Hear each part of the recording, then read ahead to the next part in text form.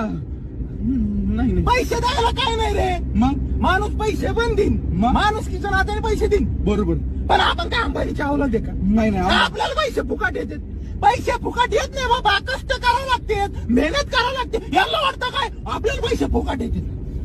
फुकट येत नाही बाबा. निल्या पैसे काय फुकट येत नाहीत, मेहनत करावी लागते. तू माझे पैसे दे आता.